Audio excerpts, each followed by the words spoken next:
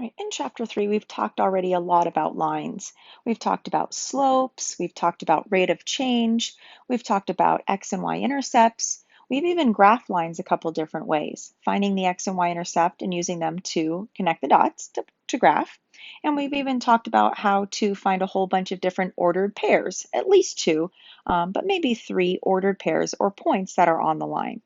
Well, in this section, I'm going to show you that really all we need to have in order to graph a line is really a slope and a point, or a slope and a y-intercept, which is the point on the graph where it touches the y-axis. If we have those two things, then we should always be able to graph a line.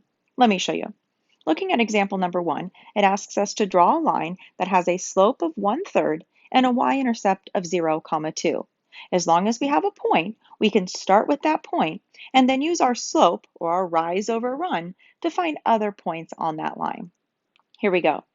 We know that we have a y-intercept at 0, 2. So I'm going to go to the point 0, 2, or the y-intercept up at +2. I'm going to start from that point, and now I know that I have a slope of 1/3. That means my rise is 1 and my run is 3. That means from that y-intercept, I can go up 1 and right 3, 1, 2, 3, and plot a point. I can keep going from that new point, up 1, right 3. And now look, doesn't it look like I've started to draw a pattern for the line that looks like this? And so this is the linear equation that has a y-intercept of 0, 2 and a slope of 1/3. I know exactly what the line looks like now, as long as I have those two things. So let's do the next kind of idea here. It says find the slope of a line given its equation. So if we can find the slope of a line given its equation, what we can do is we can find the slope and one of the points and plot the line. So what I'd like you to do on this example, number 2, is to find the slope and the y-intercept of the equation y equals -2/3 x plus 6. I know this is a linear equation. We have two variables, x's and y's, and so I know that this is going to be a graph of a line. I'm just not sure exactly where the line is yet. But I know that if I have a slope and a point, or a slope and a y-intercept, I could graph that line if I wanted to. So using this equation, and in this equation only, can we find both of those things? Can we find the slope and the y-intercept? Well, if you remember back in the last section, we can find the slope if we have any two points. So I should be able to find any two ordered pairs, points, on this line, and use my slope formula to figure out what the slope is. And if you remember from another section, we can always find the y-intercept. Do you remember how to do that? Remember, we can find the y-intercept by plugging in 0 for x. As soon as I have those two things, I know I can graph any line. Let's do that. So I'm going to pick a x value. I'm going to pick 0 because it's, to me, always the easiest to substitute in. When I substitute in 0 for x, 0 times -2/3 is 0, and 0 plus 6 is 6. So I end up getting the ordered pair 0, 6. I know that there is a point on this line at 0, 6. Let's find a second point so I can use those 2 points to find my slope. Pick another number for x. Now you might need to be careful because we have a fraction here, and we want to try to stick with whole numbers so it's easier to graph.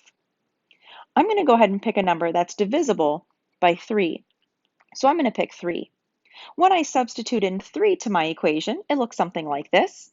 I know that I can multiply across my numerators, multiply across my denominators, and I end up getting -6 divided by 3, which is -2. -2 plus 6 is 4, so I have a second ordered pair, 3, 4, that's also on this line. Now that I have those 2 points, I should be able to use my slope formula that we learned in the last section to find the slope of this line.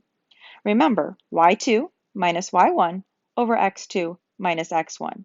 The change in y's over the change in x's, rise over run. I have y2 minus y1 as 4 minus 6. x2 minus x1 is 3 minus 0. I ended up getting -2/3 as my slope. Let's go ahead and find the y-intercept also. Remember, we can find the y-intercept of any linear equation by plugging in 0 for x. So I can plug in 0 for x, I can solve this equation, and I end up getting a y-intercept of 0, 6. You might have noticed that we already did that when we chose x equals 0 over here. So we kind of did that twice.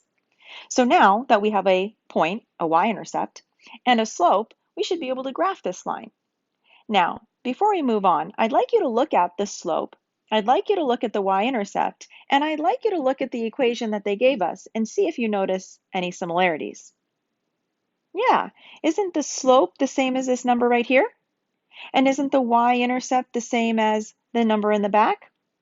Well, we're going to learn here in a second that as long as I can get my equation to look like this form, then the number in front of the x is always going to be my slope, and the number in the back is always going to be my y-intercept. And as long as I have those two things, I should be able to graph any line.